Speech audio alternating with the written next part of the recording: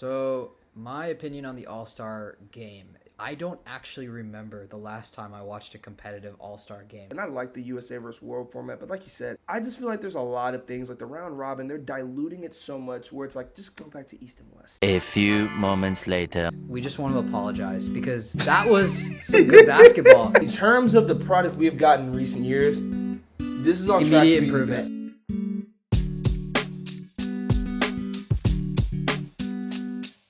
Welcome back, everyone, to another episode of the Point of Attack podcast. I'm your host, Evan. I'm Arjun.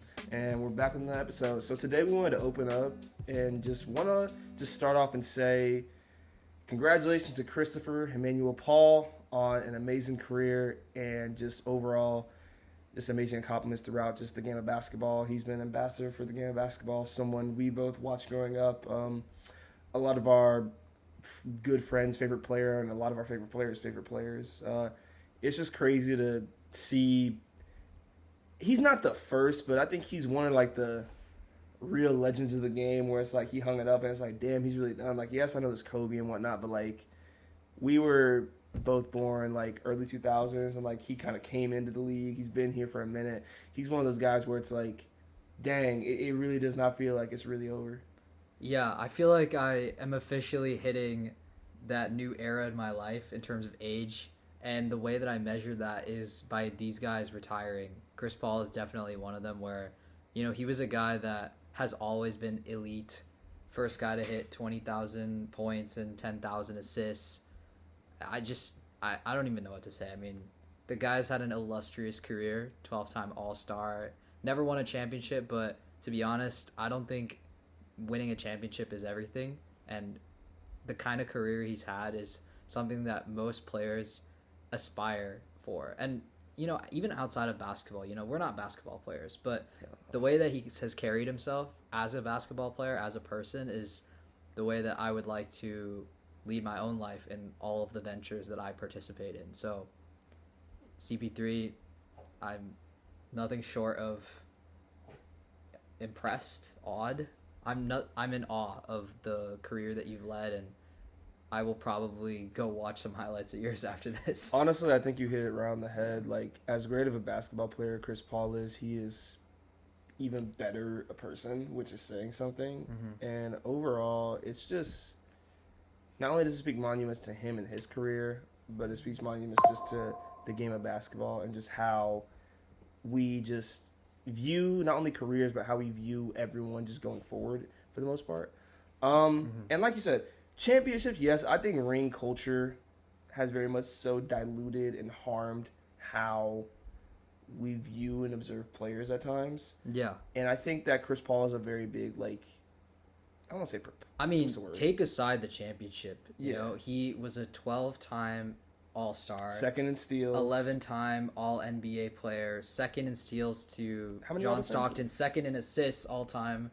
I don't know who... Is John Stockton one? John Stockton's one. John Stockton's one. Who is the leader in steals? Steals? Is it Stockton? I should know this. It is I not think Stockton. Who is the all-time leader in steals? I'm going to look it up. Hold on. You keep going. I'm going to keep looking it up. Well, I'm looking it up right now. Oh, you got it. Okay. Yeah. But no, just overall, just an illustrious It is career. John Stockton. It is John Stockton? Right, okay, dang. It is John Stockton. So assists and steals, John Stockton leads.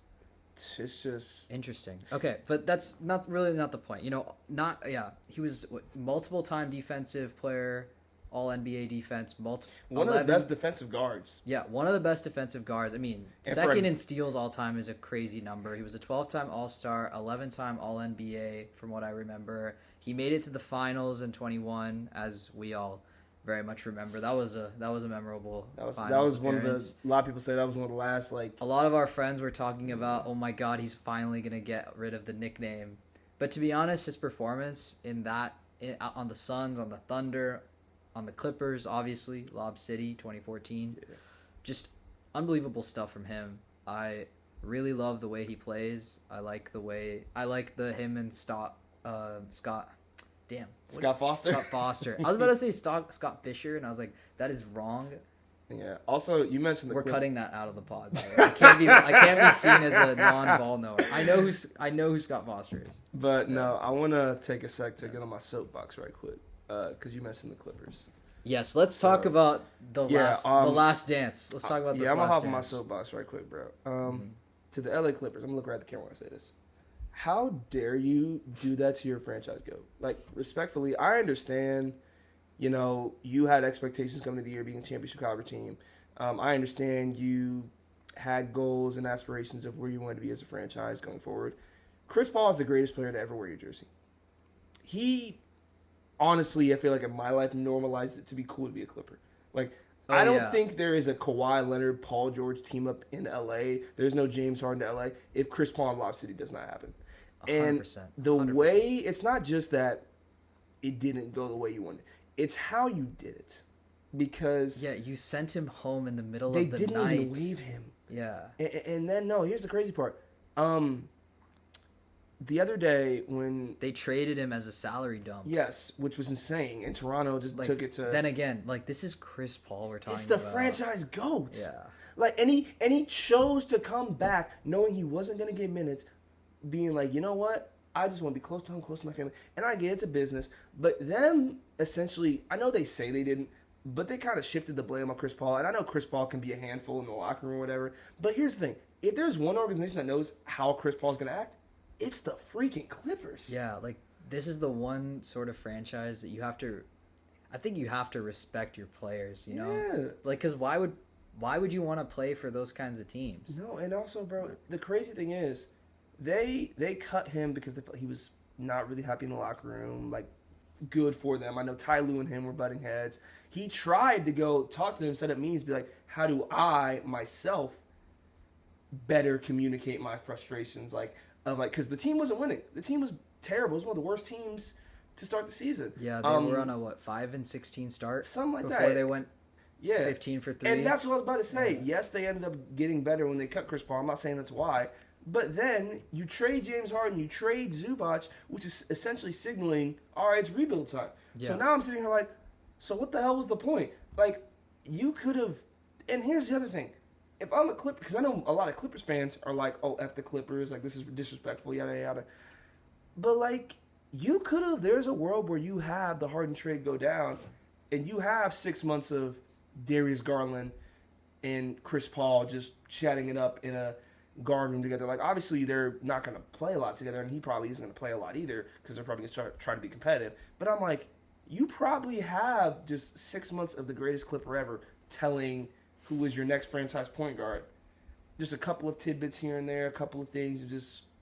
I don't want to say how to play because Darius Garland's an all-star. He knows how to play.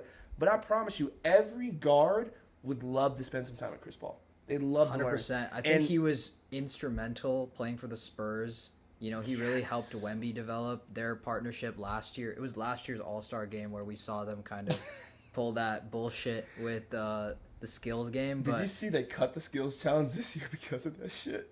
Was it really because of it? It wasn't, but everyone... The skills game was kind of odd. I mean, the All-Star topics are going to come up. We have some things to say about it. But ultimately, CP, point guard, thank you very much. I've really enjoyed watching you play.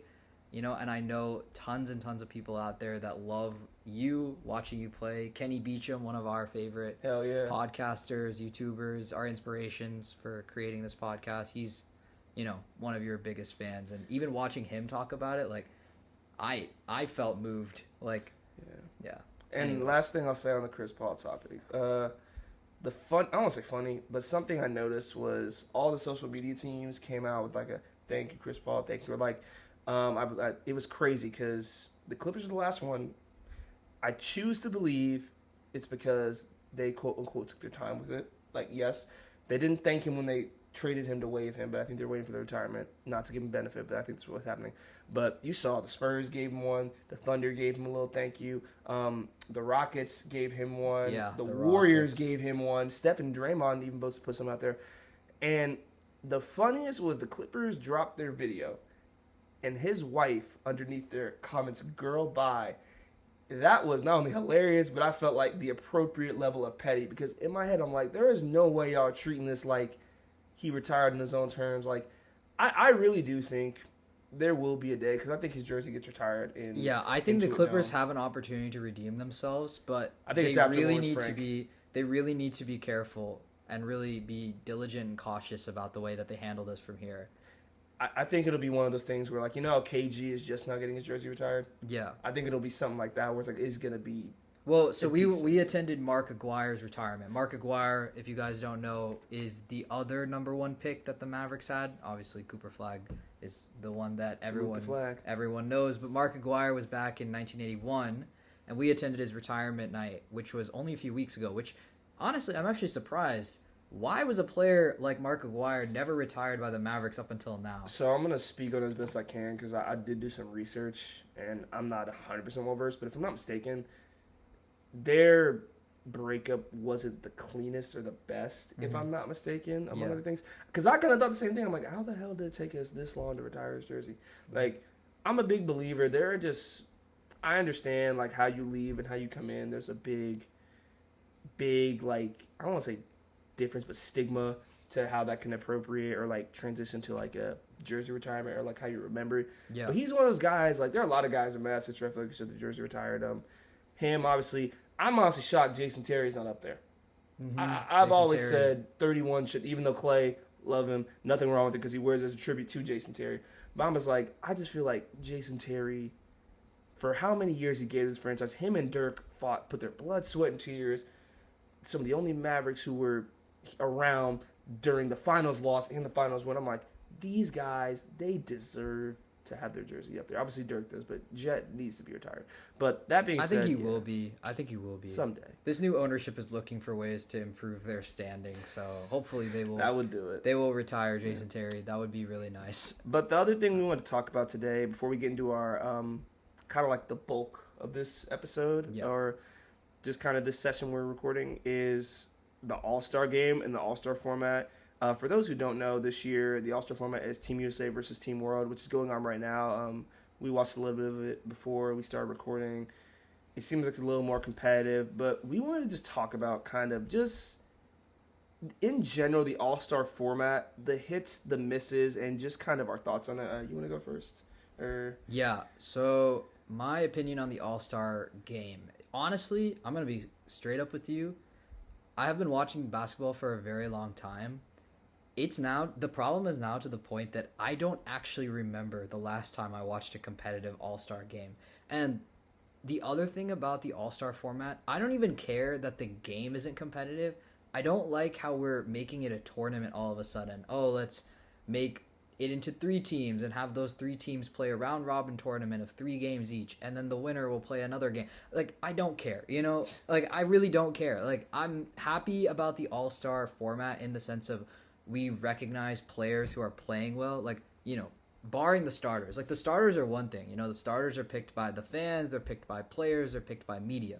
I don't care about the starters. The part about the All-Stars I like is the reserves. Picking the reserves is completely up to the coaches. There's, like, a level of, okay, these coaches recognize who are the best players right now, and they're picking them for those reasons. And I trust NBA coaches. I sit there and I'm like, all right, these reserves are getting picked because, well, they're fucking hooping. They're fucking hooping. Like, that's it. And then, I want to see a competitive game. I want to see interesting events. The dunk contest, which we'll definitely talk about, which happened already, obviously. The 3-point contest. I actually enjoyed the 3-point contest. It's the best event in the past couple of years. It has been. I've loved the 3-point contest. I think Steph and Sabrina's is the most memorable All-Star event of the last few years. 100%. Like, if we were to take all of the events that have happened in terms of All-Star, that event, I actually very well remember it more than anything else. It was the most fun. Yeah. And, the WNBA has been on the come up the last few years, obviously. So it's been really fun to watch. My pitch is I want to see one day, like, you get Stephen Clay, you get Caitlin Clark, Paige Becker. Yeah, let's just get the best Sabrina. Shooters up here. That's the one thing I don't understand.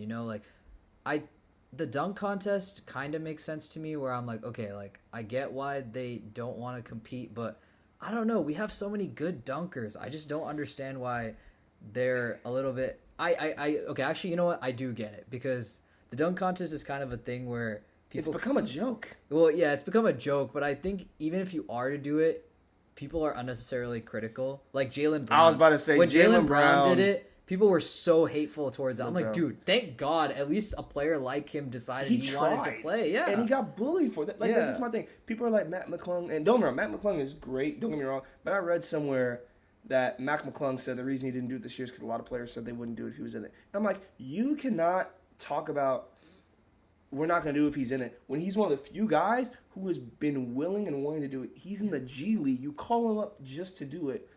Yeah, and, like we know who Mac McClung is because of the dunk and he's contest. good. He's a fun dunker to watch. Yeah, like listen, I pride myself on being a ball knower, but I will not know who Mac McClung is without the dunk contest. No. Unfortunately, and he can play. He can play. I've seen like he can hoop. But he's not like a. And I do definitely agree. I was going through socials, and it was, I think the name was Isaac Harris. He runs one of the Mavs podcasts. He's the dude who famously asked the "Why shouldn't you be fired?" question to Nico at the press conference. Yeah. But he posted something about social media has low key killed some of the dunk contests. I think it's killed All-Star in general. Like I feel like if I were to pick one reason, I think it's social media. Yeah. But I would say... Well, I mean, obviously players are just not trying as hard. That's another thing, like effort. But I don't know. I don't know. I just feel like there's like an element of fan involvement in this where it's like they don't see the value because they're protecting their images and reputations. And there are players who do care about the fans, right? And will come and play because of the fans. But many times that's not exactly clear because fan perception is extremely negative, especially in the NBA. Yeah, so at the time of this recording, we were kind of checking the All-Star game here and there. But we text each other, we talk. I said Wemby's going to win. I predicted, I put it on socials too, Wemby's going to win All-Star MVP. I think he is the kind of guy you need to save All-Star because he has said he's going to come and he's going to play hard. And you need someone like that saying, like, I want to win. I want to show him the best. And I like the USA versus World format. But like you said, I just feel like there's a lot of things, like the round robin, they're diluting it so much where it's like, just go back to East and West. Like, if you're going to do all this excess stuff, just go back to East and West. And just play the game. Like, honestly, it's fine. Because you know what's crazy? The last All-Star game I watched start to finish was, 2024, I believe it was. That was when... Dude, it was the one where Dame and... It was Dame and... Yeah, 2024. I watched the one where Tatum and JB went at each other. That was 23. But 24, like, it wasn't competitive, but I had fun with it just because... Like, Dame was playing from half court. Yes, it was competitive, but, like, you got to see these guys showcase their skills. Yes, I want competition, but, like, they were showcasing their skills. And I'm not saying it was perfect, but I'm like, hey, where are they seeing this? Last year's All-Star game, I didn't watch more than 10 minutes. That sucked. It was just so much ads, so much advertisements, too many influencers. Like, love Mr. Beast and all that, but, like, there's no reason he should be stopping All-Star game for 20 minutes to do a video. Like, come on, bro. But and the Kevin Hart comedy was like... The Shea clip of him being like, wrap it up. That was great. It's just... I don't know, man. And the last thing I think we want to say about All-Star is I think the term snub at times can be thrown around, but there are guys who are genuinely kind of snub going in. They got some of them right, but there is no reason. And I like De'Aaron Fox. Wait, let's take this a little bit slower. I got the list right here of all the players, and I'm gonna just name them, and I want you to give me your like gut reaction on their validity for being an All-Star. Yeah. Okay. You guys ready? All right. First player, Scotty Barnes. Deserved. Devin Booker. Deserved. Cade Cunningham. Deserved. Jalen Duren. Deserved. Anthony Edwards. Deserved. Should have been a starter, but he should have. To be honest, I think Minnesota has a lot of stuff going on, so let's not. Yeah, no, and just prayers to Minnesota, real talk. And Steph Curry's just been, he plays in Golden State. He's gonna get the votes. Yeah, it's Curry, bro. Come on. Yeah, and 50%. So if you guys don't know, the way that All-Star voting works is the reserves are all entirely picked by NBA coaches, but the starters are picked by fan votes. That's 50%. Media panel. That's another 25%, and then NBA players. So people who are hooping in the NBA, those are another 25%. So it's like different people that are responsible for different parts. I'm starting with the Scotty Barnes, Devin Booker. Cade is a starter, but you'll see what I'm saying. You'll notice who are the reserves and who are not. Yeah. Who else? Yeah, Chet. Deserved. Jalen Johnson. Deserved. Tyrese Maxey. Deserved. Jaylen Brown. Deserved. Jalen Brunson. Deserved. Curry. Deserved. Kevin Durant. Deserved. De'Aaron Fox. Should have been James Harden. Should have been James Harden. Should have been James Harden. All right, go. No Why? disrespect to Fox, but And don't get me wrong, the Spurs were great when Wemby wasn't playing and when he was coming off the bench. And I'm not saying Fox wasn't a part of that. But I feel like that spoke more to the Spurs as a unit than it did about De'Aaron Fox. And it's not saying he's not an all-star caliber player. I just feel like this year when I look at the impact these players have had, James Harden, I understand they were losing games, but James Harden was doing his part. He was one of the few reasons they were still afloat. I know it's only been a small sample size, but Cleveland right now just looks incredible, and we'll talk more about that later. But I actually disagree with you. I think De'Aaron Fox does deserve the All-Star. The reason why is because, so the thing is, actually, you guys don't have the context. This year, I've kind of been a De'Aaron Fox hater. It's very true. Every time the Spurs play, I'll like kind of watch a little bit, and I'll be like, dude, what the hell is Fox doing, right? And we like talking about trades a lot, so I'll just be like, yo, if I'm the Spurs, you've been saying trade his Fox bags. I'm getting like 3 first-round picks for him. Like, oh my god, because you have so many guards. But I've been watching the games more recently, and I apologize, De'Aaron Fox. I was just not familiar with your game because the way Fox plays, he's a facilitator, you know. And the thing I worry about with the Spurs is they don't got experience, you know. Like Harrison Barnes is what their most experienced player. De'Aaron. No, Luke Cornett. I'm tripping. Luke Cornett. Yeah, but Harrison Barnes was like on that Warriors team. Yeah, but Luke Cornett was on the Celtics team. Yeah, but Harrison Barnes like played more minutes. Listen, I'm just not trying to hate on Harrison Barnes. You know what I mean? I like Harrison Barnes. I mean, we did him dirty. We as a Mavericks fan, I'm so sorry, Harrison Barnes. We should not have done you like that. Anyway, not the point. I think that the Spurs are technically not a very experienced team. You know, that's why most people count them out.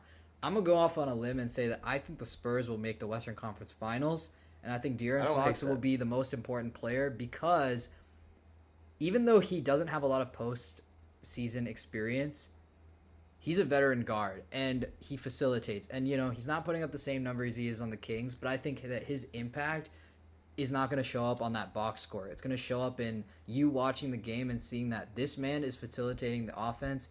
Stephon Castle's still a rookie. He's great, and he does have nights where he just explodes. Like 40, 12, and 12 is crazy, but he's not going to be able to do that as consistently as, you know, a guy like Luka, right? And you don't need him to because you have a guy like Fox that can dish the ball out and can try to go get scores. I will say I think I want to see a little bit more out of Fox in terms of scoring because I think he's kind of slumped sometimes, or I'll see him go like 0 for 6 in a game, and I'm like, dude, what are you doing? Like, I know you can hoop, so I feel like he just kind of gets scared once he misses a couple of shots. I think he plays a lot more reserved than the Spurs, though. I think it's just kind of how the system they run, where it's but the ball, this is De'Aaron fucking Fox. Like, you do not have to play reserved. Just go hoop. You know what I'm saying? Like, I think Fox is a well-deserved All-Star. I did not have this opinion when I first heard that he got it, but in review and sort of in watching some old games back, I think Fox deserves it. Have I convinced you? Somewhat. Okay. All right, we'll take I still think James Harden, but somewhat. You still think James Harden? Yeah. All right.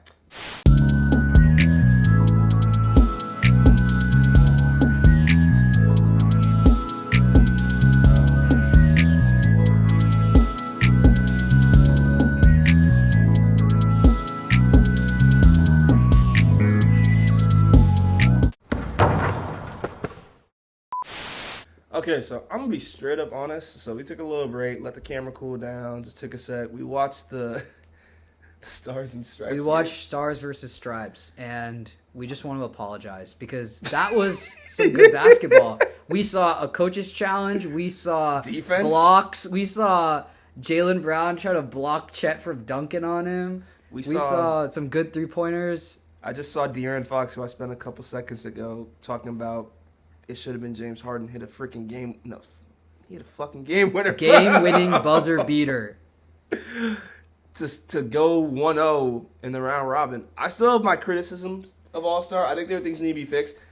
But in terms of the product we have gotten in recent years, this is on track to be the best. Like last year was bad. I remember I started watching last year and turned it off because I didn't like it. There was a stat that there was like more like 70% more ads and sponsorships than... Let's be positive. To be honest, I think that this has been an improvement. And that is all I really can ask for as a fan. You know, you listen to the concerns and you iterate on it and improve on it. You know, like maybe it's the prize pool that's getting the players more competitive. Maybe it's just young players wanting to hoop, I'm happy with this. I liked watching these guys go at each other and really try.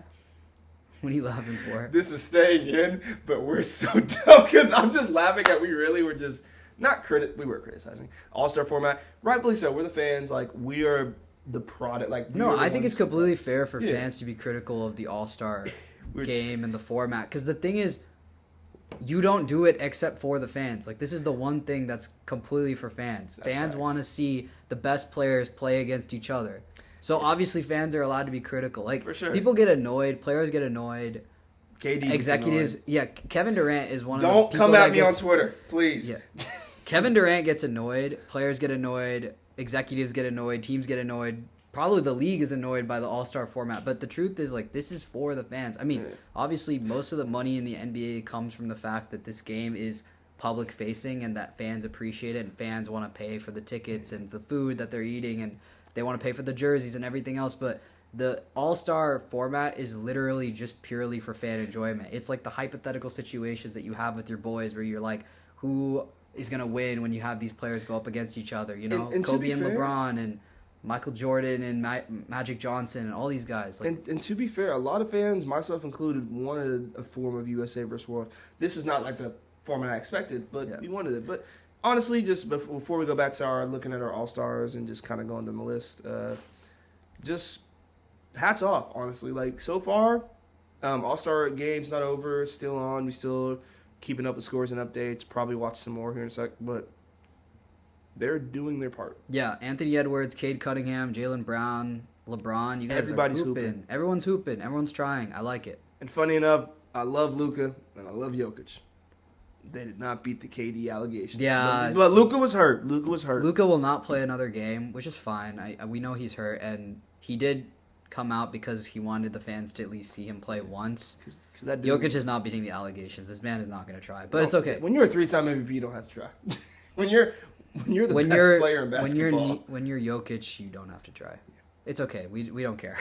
Who were we went from De'Aaron Fox to who was our next All-Star we talked about? Yes. The other controversial one, Brandon Ingram. Okay, look.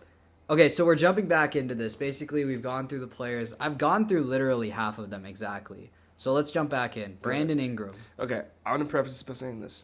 I'm a fan of Brandon Ingram. I really like his game. I think he's...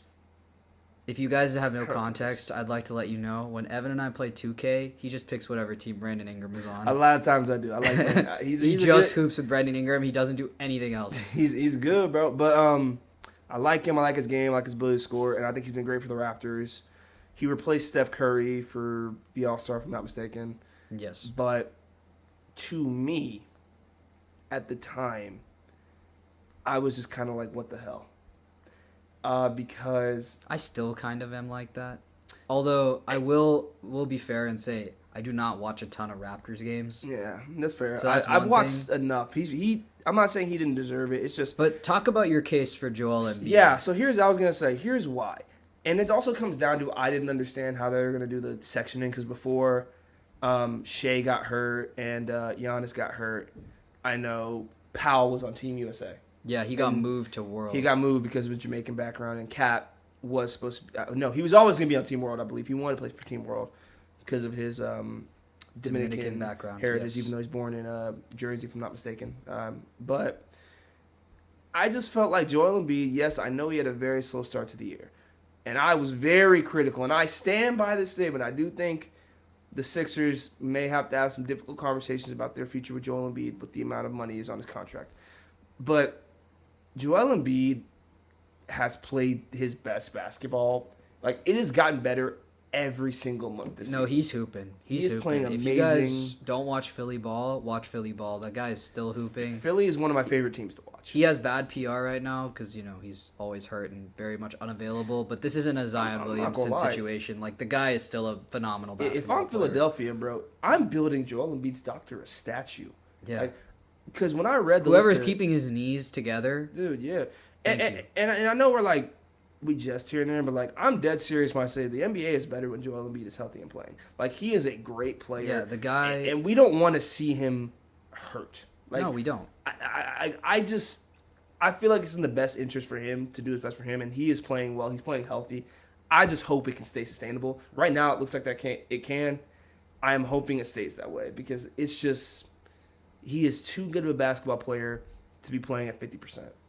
And I don't mean that as like, oh, you're not trying. I mean that as I want you to be your best self whenever you're playing because you are that good of a player. But yeah. Yeah. That being said, I did believe he should have gotten Giannis' spot. I told him, I texted in the moment Giannis got ruled out and got hurt. I said he's gonna take Giannis' spot. I was wrong with Şengün. No, it was No, Fox. Şengün got taken up by Shea. Şengün took Shea's. Curry's was taken by Ingram. Fox took Giannis' spot, which just made no sense to me because I thought it should have been international player, but they did the thing with the internationals, whatever. But yeah, man, it's just. Yeah, because Norman Powell got moved over to the world team, so a USA spot got opened up, which is why Fox took that spot. He was also the last one to take a spot. And it was like the week of. Yeah. But yeah, that being said. But I think Embiid over Ingram, in my opinion, would have been fine. Although Brandon Ingram has been okay. Jalen Brunson just fucking airballed. We're watching as we're recording, so we're gonna just like. Yeah, they got Luka on the headset. Yeah, Luka on the headset. Luka's not allowed to play another game because of his injury, but he did play one game. I think that's super respectable by him. The guy was the most voted player this year, and he's just somebody that does a lot for his fans. 77 World. I don't know if you've been seeing those. Yes. He got all those Mavericks fans, hopefully us one day, by the way. He got all those Mavericks fans in the box for the Laker-Maverick duel. We were actually supposed to go to that game, but my mom did not let me leave the house because of the icy roads. That was when Dalaska was happening. Dalaska. Anyways, let's continue. So, LeBron James. He's LeBron James. He's LeBron James. I don't care what he does. Also, he's kind of hooping still. I completely forgot. Another guy who I think would have made the All-Star team, before we keep going, if he did not get hurt. Austin Reeves would have been an All-Star this year. 100%. Austin Reeves was hooping his ass off. He deserved a nod. I understand why he didn't get it because he genuinely got hurt, and that kind of derailed his case. But that dude is an All-Star caliber player, and I'm someone who was on the fence of don't pay him that price tag. I'm kind of looking at that a little Dude, they just called an offensive foul. Oh, Wemby's pissed. Oh my god, they're low-key hooping. But anyway, who was next? You said on the list. Yeah, Kawhi Leonard. Come on. He got snubbed. I'm glad that Adam stepped in and just said, God. All-Star. That was like one that was like, thank God. Donovan Mitchell. Easy. Hell yeah. Giannis Antetokounmpo. Who are we kidding? Denny Advia.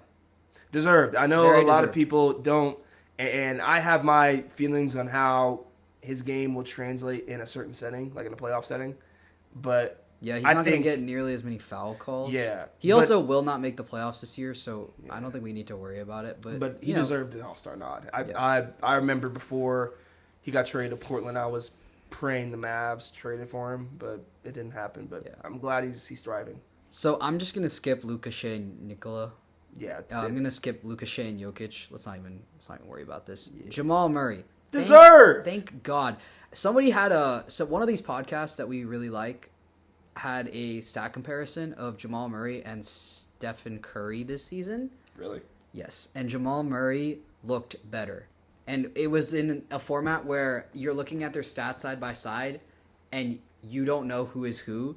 And when I realized that player A is Jamal Murray, I was like, holy shit. That guy is shooting 46% from three. And the crazy part Curry is shooting 39%. The crazy part is this, and I understand Curry is a high-volume three-point shooter. So is Murray to a degree. Murray was playing as the number one option. Like, he's normally a second option, but, he had a month and a little bit more where he was the number one option for the Denver Nuggets because Jokic got hurt with that leg injury midway through the season. And I've always said this to Arjun I've said it for years. I like Jamal Murray. I like his game. I like what he can do for the Nuggets. But I had said, and he even said this too, that we felt like Jamal Murray, if things did not progress for Denver, he could be getting traded because he's making all-star money. And it's not that he's not all-star caliber. It's just I felt like, oh, my God, LeBron. Sorry. I felt like I was about to scream. That Jamal Murray in the Western Conference, he just makes a three. He just hit 5 straight points for them. In the Western Conference Okay, I knew it. Luka and Jokic aren't doing anything. In a conference where the West is stacked at the guard position especially, it's just really hard to get an All-Star nod. You got to think about it. There are like Darius 24? Darius 24 Garland spots? got an All-Star in the East before Jamal Murray got an All-Star in the West. And it's not because he's not a good player. It's just you got to think about it. In the West, you're beating out for your All-Star spot Steph, Luka, Shea, at the time James Harden. Who else? I'm trying to think just off the top of my head. Ant, Fox. Soon to be Devin guys Booker. like D-Book, like Dame when he's back and healthy. Like there are guys who are just up more votes as well. Yeah, there are guys who are just gonna get more nods based off just name brand recognition too. So, and I'm not saying they don't deserve it, and he doesn't deserve it. It's just that it was gonna be very hard for him to make it. So I was both surprised and so happy when I saw, because I was like, hey, I can finally stop talking now. Because I always thought you were an All-Star caliber player. I just never thought you would get it. And I'm glad to see he finally got the respect he has so long deserved. He is genuinely one of the best number 2 options in basketball. Yeah. And especially against the Los Angeles Lakers. Yes. Something special when he plays the Lakers. But yeah. Who would last Norman guys? Powell, well-deserved. I don't think we need to say much. If you guys watch Heat games, you should know the guy's been hooping. He's taken a really big jump. I will say, I do think, even though he deserved it this year, they definitely gave him this All-Star as a nod that you should have got one last year as well. That's Because fair. if LeBron had came out and I think said, he's playing hey, good this year. So he's playing amazing. Yeah. I'm really not. I really don't want to get into too much of a kind of conceptual argument here, or like, I guess that's not the right word. I get what you mean though. Yeah. Anyway, Alperen Şengün, he's replacing Shea. Valid. I think he's another guy you could have slotted and beat him for, but Yeah. Şengün. But it happened right after he had those string of bad games, calling that ref a bitch, like just kind of odd timing. I don't know. Anyway, Pascal Siakam. This was controversial. This one was kind of interesting to me because the Pacers are garbage, and also once again, I still think Embiid should be an All-Star. So I kind of don't like it from that perspective, but it's Siakam fine. We don't hoops. have to spend a ton of time on it. He's a hooper. He plays hard. He's never really had too much issues with All-Star in terms of like This is effort level. fourth. But he was All-Star. hooping. He was hooping even though they were losing games. I don't want to be like, it's not the MVP award, like you're winning or losing doesn't matter that much. You're just a good player. Karl Anthony Towns, well deserved, I think. Deserved. I remember there was a minute in there I questioned if he would get it or not because he didn't have a bad start to the season. But I remember more so on the defensive end. He's always going to be an issue on defense, but it was very bad for a very big stretch of the season. And up against Jalen Brunson, who, like, he's right next to Jalen Brunson, who is the statistical worst defender in the NBA. Yeah. So it doesn't make it any better. But that's like a conversation about the Knicks.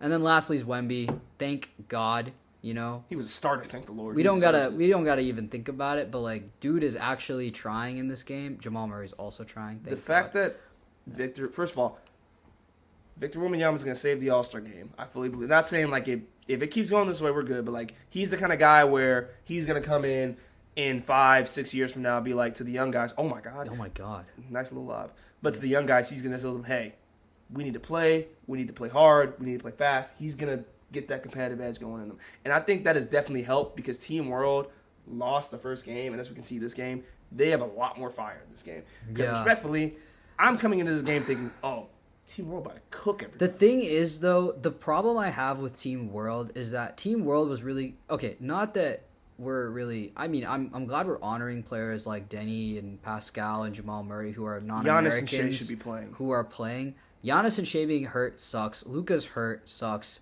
Jokic is sitting. Don't know why, but the 4 best players in the league are all not fucking playing. Which sucks. That's my one gripe with this. It's like, listen, I love that we're playing, we're hooping, and I fully take back my comments where I'm like, you know what? I don't remember the last time that the All-Star game was entertaining. Today it has been entertaining, and I take it all back. I'm sorry, Adam Silver. I mean, we were valid in the sense of we are valid in the sense that we were frustrated with it before we started watching, and now that we're watching, I'm taking it back. This was great. I love this. Let's keep this up.